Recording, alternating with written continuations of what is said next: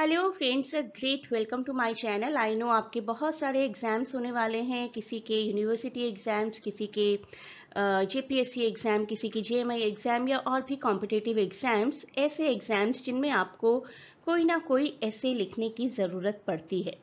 तो एक सीरीज की शुरुआत होने जा रही है जिसमें हम लोग इम्पोर्टेंट एसेज को कवर करेंगे। आज शुरुआत करें डिस्टोपियन लिटरेचर से रिलेटेड एसे के साथ। किस तरीके से क्या टेक्निक आपको यूज करनी चाहिए वाइल एसे राइटिंग, कैसे शुरुआत करनी चाहिए, everything we will cover here. शुरुआत अगर किसी कोट के साथ या कोई बहुत स्ट्रॉन्ग रिटोरिकल क्वेश्चन के साथ करें तो दैट विल बी गुड। लेकिन अगर याद नहीं आता तो simply start with the definition of the keywords. जैसे अगर हमारा टॉपिक है डिस्टोपियन लिटरेचर, तो डिस्टोपिया की डेफिनेशन के साथ शुरू कर दीजिए। ये एक एडिशनल एडवांटेज दी है मैंने आपके लिए। Beauty of dystopia is that it lets us experience future worlds but we still have the power to change our own. तो इस तरीके की एक सिंपल सी डेफिनेशन या थीम दे सकते हैं आप अपनी अपने कीवर्ड्स की, अपने टॉपिक की। अगर याद नहीं आता है then you can give it a plain start. हमेशा फैंसी स्टार्ट देने की ज़रूरत नहीं है। अगर आपको कुछ नहीं याद आ रहा है then do not write something weird. एक प्लेन शुरुआत करिए अपने टॉपिक के इंट्रोडक्शन के साथ। इंट्रोडक्शन के बाद सपोर्ट में कुछ पैसेजेस होने चाहिए। आप लोग कमेंट्स में पूछ सकते हैं आपके रिस्पेक्टिव एग्जाम्स के लिए आपको कितने वर्ड्स लिखने होंगे। मैं यहाँ पर अभी वर्ड की गाइडेंस नहीं दे रही हूँ, आपको पैटर्न बता रही हूँ। आपको थोड़ी सी थोड़ा सा डिप्लोमेटिक होना पड़ेगा वर्ड्स के साथ, क्योंकि कुछ ऐसे होती हैं जो 250 वर्ड्स डिमांड करते हैं, कुछ क्वेश्चन 750 वर्ड्स डिमांड करते हैं। अभी हम पैटर्न पर कॉन्सेंट्रेट करेंगे। अगर आपको एक बार पैटर्न समझ में आ गया तो you will automatically get the talent to increase और डिक्रीज द वर्ड्स। तो पहले इंट्रोडक्शन लिखना है, उसके बाद इंट्रोडक्शन के सपोर्ट में कुछ पैसेजेस, और हम सब कुछ एग्जाम्पल की हेल्प से करेंगे। So you do not need to worry. Passages में अगर पॉसिबल है तो साइड बाय साइड अपने एग्जाम्पल्स देते चलिए। किस तरीके से, दैट आई टेल यू। और फाइनली हम पहुंचेंगे अपने कंक्लूजन पर। तो simple introduction, passages, examples and conclusion. Support आपको वही करना है जहां से आपने शुरुआत की। तो इंट्रोडक्शन में आपने जो लिखा है, जिस पॉइंट को सपोर्ट किया है, that should be your conclusion. अब देखिए, डिस्टोपियन लिटरेचर से रिलेटेड हम एक क्वेश्चन करने वाले हैं। Maybe this sort of topic can be there. कोई भी टॉपिक है डिस्टोपियन लिटरेचर से रिलेटेड तो you will write the same thing, critiquing societal norms and structures. वही कोट जो मैंने आपको भी बताई थी, the beauty of dystopia is that it lets us experience future world but we still have the power to change our own. अब आप बताइए कि डिस्टोपियन लिटरेचर का पर्पस क्या है। Dystopian literature serves as an authoritative tool for critiquing societal norms and structures by presenting exaggerated or distorted versions of reality that highlight the flaws and dangers inherent in certain ideologies, institutions, cultural practices। और फिर हम कुछ features की तरफ move करेंगे। तो dystopian literature writers के हाथ में एक टूल है जो कि हमें बता सकता है कि जो कुछ भी फ्लॉज और डेंजर्स, जो भी पॉलिटिकल आइडियोलॉजीज, जो भी इंस्टीट्यूशंस है जो कि एट प्रेजेंट थोड़े खतरनाक हैं दुनिया के लिए, वो फ्यूचर में जाकर और कितने ज़्यादा खतरनाक हो सकते हैं। तो फ्यूचरिस्टिक एस्पेक्ट्स को एग्जैजरेट किया जाता है, डिस्टॉर्ट किया जाता है, लेकिन उसका पर्पस ये होता है कि प्रेजेंट फ्लॉज और डेंजर्स जो भी चल रहे हैं उनको क्रिटिक करके दिखाना है। अगर आप इंडियन पॉइंट ऑफ व्यू से डिस्टोपिया को समझना चाहते हैं तो आपको ये शॉर्ट मूवी ज़रूर देखनी चाहिए, अनुकूल, जो कि 2017 में रिलीज हुई थी। तो original story was written by the great writer and film maker Satyajit रे।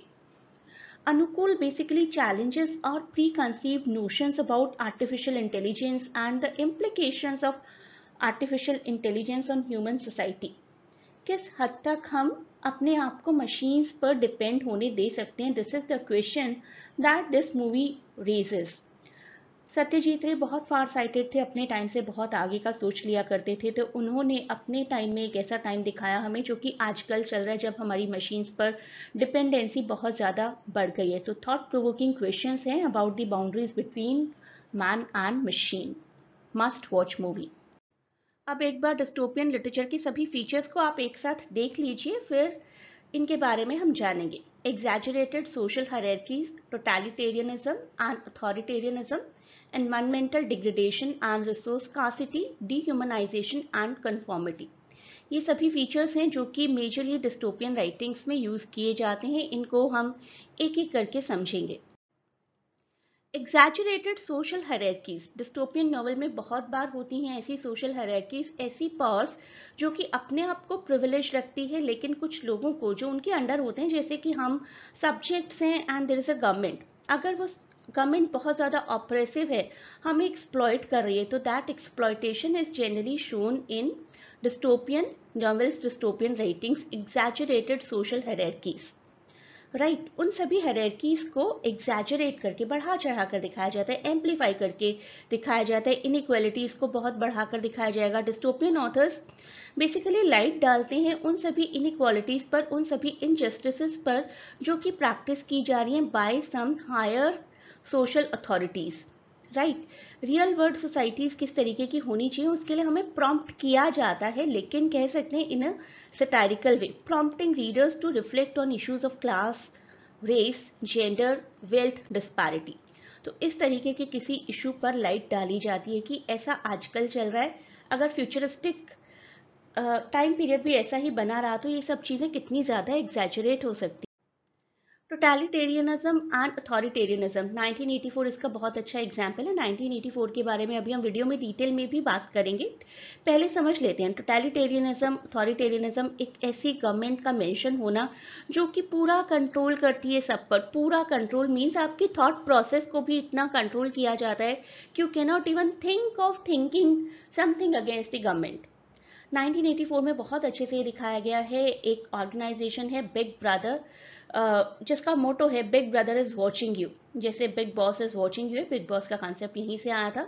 तो लोगों को कंटिन्यूसली याद दिलाया जाता है कि आपके ऊपर नजर रखी जा रही है, big brother is watching you, do not even think of taking और thinking anything, taking any step against government, thinking any revolution against government, you will be caught and you will be present and you will be punished and you will be tortured।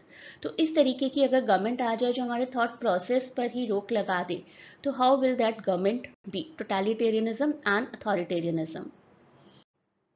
In most of the dystopian literature novels, surveillance और privacy इनको खतरे में दिखाया जाता है, privacy को खतरे में दिखाया जाता है, सर्विलेंस बहुत ज्यादा होती है।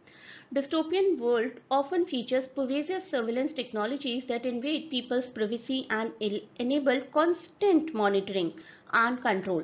By exploring the implications of mass surveillance, dystopian literature prompt करता है readers को कि क्या चाहते हैं आप, सिक्योरिटी चाहते हैं, फ्रीडम चाहते हैं, and to question the ethics of surveillance practices in real world contexts। वैसे आजकल भी बहुत ह्यूज सर्विलेंस चल ही रहा है क्योंकि सोशल मीडिया का टाइम है। Whatever we type, whatever we think, whatever we try to search, आपने एक्सपीरियंस किया होगा कि आप एक कीवर्ड से कुछ सर्च करते हैं, उसके बाद you keep on getting the huge advertisements for that product only, be it shirt और be it any product, be it a shampoo, be it anything.